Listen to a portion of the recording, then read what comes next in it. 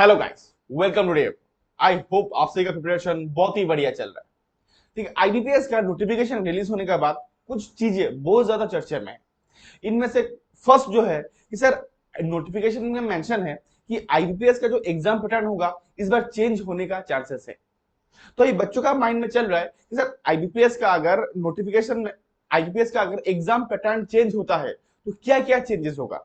Composite timing में change होगा ना, क्वेश्चन में चेंज होगा, और इसके लिए बच्चों का डिसएडवांटेज एंड एडवांटेज क्या हो सकता है, और उसके लिए बच्चे किस तरीके का तैयारी करें ताकि बच्चों को एग्जाम में प्रॉब्लम ना हो। यही चीज जो है बच्चों का मन में चल रहा है। तो आज का वीडियो में हम लोग यही चीजों के बारे में डिटेल्स डिस्कस करेंगे। ठीक है, तो वीडियो का एंड तक जरूर बने रहिएगा। ठीक है, तो चलिए शुरू करते हैं।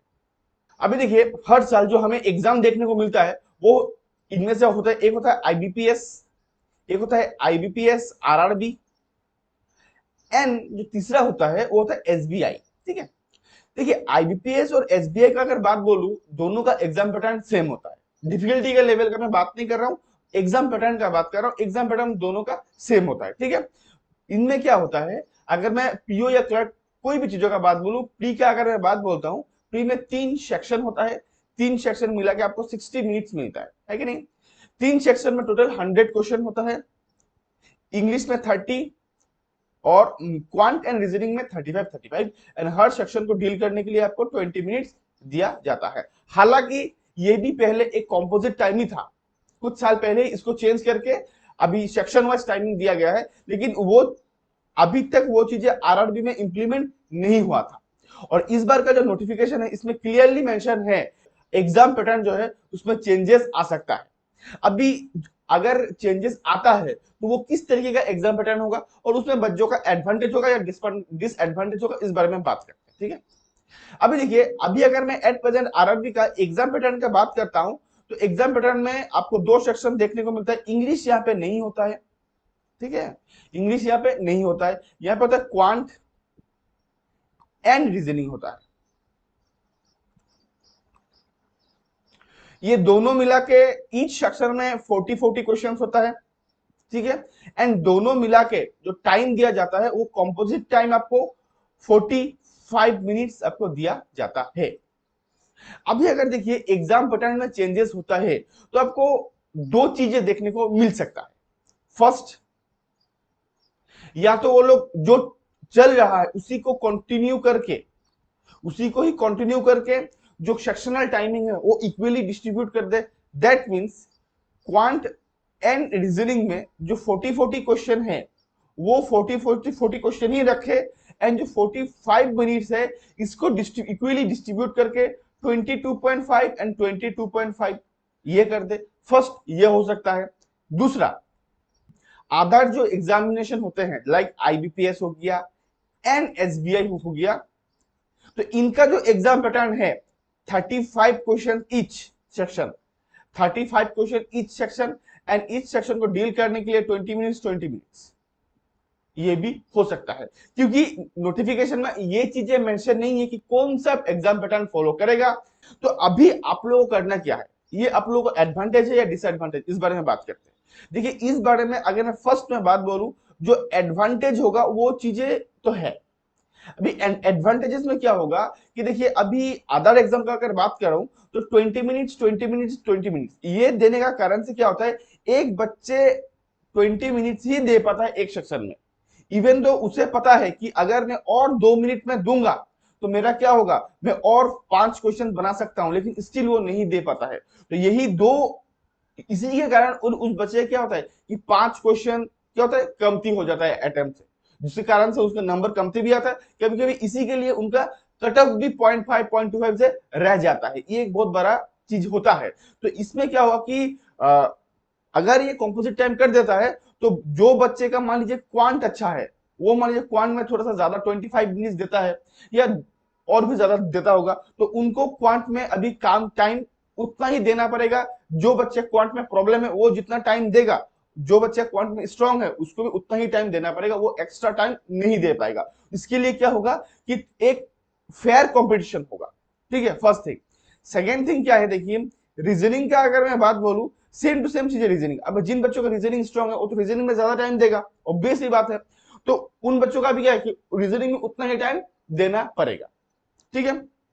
लेकिन यहाँ पे एक डिसएडवांटेज तो उन बच्चों के लिए होता ही है जिन बच्चों का इंग्लिश स्ट्रांग है, एंड मान लीजिए कि इंग्लिश स्ट्रांग है एंड क्वांट में थोड़ा सा उनको ज्यादा ही प्रॉब्लम है, क्योंकि अदर्स एग्जाम में क्या होता है कि क्वांट को कॉम्पनसेट करने के लिए इंग्लिश रहता है, लेकिन यहाँ पे आपको क्वांट का जो प्रॉब्लम है उसको कॉम्पनसेट करने के लिए आपका इंग्लिश नहीं रहेगा। स्पेशली अगर आरआरबी क्लर्क का बात करूं, आरआरबी क्लर्क का बात करूं, यहाँ पे कट ऑफ जो होता है ना बहुत हाई रेंज का होता है, मैक्सिमम स्टेट का कट ऑफ 75 प्लस होता है, ठीक है। तो इन दैट सिनेरियो क्या होगा कि आपको क्वांट में प्रॉब्लम है मतलब नहीं है, लेकिन आपको अच्छा खासा दोनों ही सेक्शन में आपको अच्छा खासा क्वेश्चन अटेम्प्ट करना ही पड़ेगा। चलिए वो दूसरा बात है, इसमें मैं वो चीज को इंक्लूड नहीं करता हूं।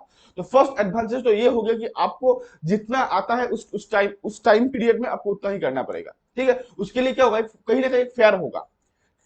और डिसएडवांटेज का बात करूं कि फर्स्ट जो डिसएडवांटेज ये रहेगा कि बच्चों को चीजों के बारे में अभी तक पता नहीं है, तो बच्चे क्या माइंडसेट करे वो बच्चों को अभी नहीं आ रहा है कि नहीं है। तो बच्चे अभी कौन सा माइंडसेट से करे वो बच्चों को नहीं आ रहा है। दूसरा क्या है कि जितना भी मॉक टेस्ट है वो मॉक टेस्ट अभी पहले वाले एग्जाम पैटर्न का ऊपर बेस्ड है, क्योंकि मॉक टेस्ट बनाने वाले का भी गलती नहीं है। वो लोग भी क्या करें, क्योंकि जब तक वो पैटर्न कंफर्म नहीं होगा उन लोग भी पैटर्न को चेंज नहीं कर सकता। अभी मान लीजिए कि उन लोगों ने 35 क्वेश्चन वाला दे दिया है, लेकिन एग्जाम में जाके देखा कि 40 क्वेश्चन है एंड 22.5 मिनट्स है, उसमें भी बच्चों का प्रॉब्लम हो सकता है। तो ये एक डिसएडवांटेज तो है कि आपको एग्जाम हॉल में भी जाने के बाद ही उस चीजों के बारे में पता चलेगा, ठीक है। लेकिन इसमें एडवांटेज ये होगा कि आपको जैसे नहीं पता है, एक नए बच्चे को जैसे नहीं पता है, एक जो एक्सपीरियंस होल्डर बच्चे हैं उनको भी ये चीजें नहीं पता है, तो सबके लिए वो चीजें क्या है, इक्वल, ठीक है।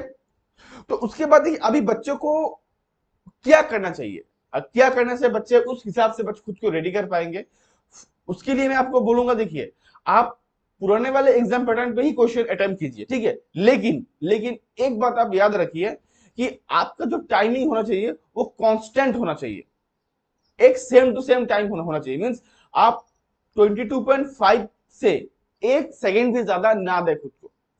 इसमें फायदा आपको ये होगा कि अगर 35 क्वेश्चन पे, इफ 35 क्वेश्चन पे 20 मिनट दे रहा है या 40 क्वेश्चन पे 22.5 दे रहा है, तो आप क्या होगा कि आपका उस हिसाब से माइंडसेट बने रहेगा कि मैंने तो घर पे जो भी क्वेश्चंस अपेयर किया था, मैंने जो भी घर पे मॉक टेस्ट दिया था उनमें मैंने 22.5 मिनट से इस सेक्शन को दिया था। तो इन द केस क्या होगा कि अगर मुझे 40 मिनट्स भी मिलता है, 40 क्वेश्चन भी मिलता है, वो तो एज यूजुअल होगा मेरे लिए। अगर 35 भी होता है वो भी मेरे लिए उतना प्रॉब्लम नहीं करेगा, क्योंकि मैं तो 22.5 मिनट्स दे रहा था 40 क्वेश्चंस के लिए, तो ये में 35 क्वेश्चन है और थोड़ा टाइम भी कम थी, तो ये भी चीजें क्या होगा, मैनेजेबल है मेरे लिए। तो ये चीजें आप लोग जो भी मॉक दे, जो भी मॉक आप लोग अपेयर करे, उस मॉक पे ये जरूर ध्यान दे कि आपका जो टाइमिंग होना चाहिए वो 22.5 मिनट से एक सेकेंड भी ज्यादा नहीं होना चाहिए। आप उस हिसाब से खुद को प्रिपेयर करें। हालांकि कभी कभी ये होगा कि आपको लगेगा कि थोड़ा सा अगर मान लीजिए कि 30 सेकेंड भी अगर मैं दे दूं तो मेरा कुछ कुछ क्वेश्चन बन जाएगा, लेकिन ये मत कीजिए बिकॉज ये एग्जाम में एप्लीकेबल नहीं होगा। क्योंकि बहुत टाइम ऐसा होता है हम लोगों के साथ कि हम लोग तो एक पजल, मान लीजिए पजल एक बना रहा हूँ, पजल बन चुका है, अभी क्वेश्चन को मार्क करना है, लेकिन क्वेश्चन मार्क करने का टाइम में हम लोग देखते हैं कि हमारा जो सेक्शनल टाइमिंग है वो ओवर हो चुका है। उसके लिए क्या होता है कि 5 मार्क्स हमें नहीं मिलता है। लेकिन घर में जब हम लोग करते हैं ना, मान लीजिए हम लोग के पास कॉम्पोजिट टाइम है, उसको अपना हिसाब से लेना है, तो बच्चे क्या करेंगे, मैं भी खुद करता था कि अरे कुछ नहीं होगा, 10 सेकंड ही ले आता, 10 सेकंड ही तो लिया है, ज्यादा तो नहीं लिया है ना, तो 10 सेकंड में, लेकिन हम लोग का 5 मार्क्स तो बढ़ रहा है। लेकिन एग्जाम में तो ये 10 सेकंड, ये सेम सिचुएशन होता है, 10 सेकंड तो हमें नहीं मिलेगा, इवन 1 सेकंड भी तो नहीं मिलेगा, तो ये 5 मार्क्स तो मेरा रिड्यूस हो रहा है ना, जो मैं जोड़ रहा था वो तो मेरा मिला ही नहीं।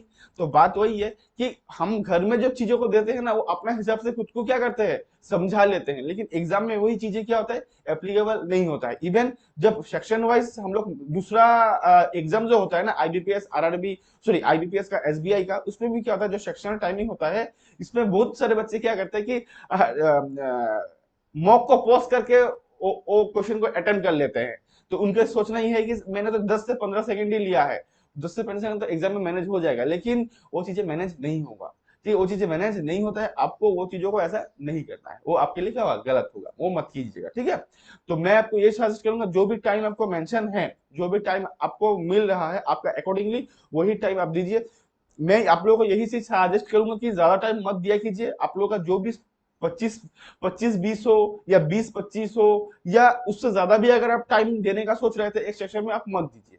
आपको 22.5 मिनट्स ही देना है, उससे एक सेकंड ज्यादा नहीं देना है। ठीक है, आशा करता हूँ ये वीडियो आप लोगों के लिए अच्छा लगा है। अच्छा लगा है तो अपना फ्रेंड के साथ जरूर शेयर कीजिए। ठीक है, तो अभी के लिए बस इतना ही। Till then good bye and thank you.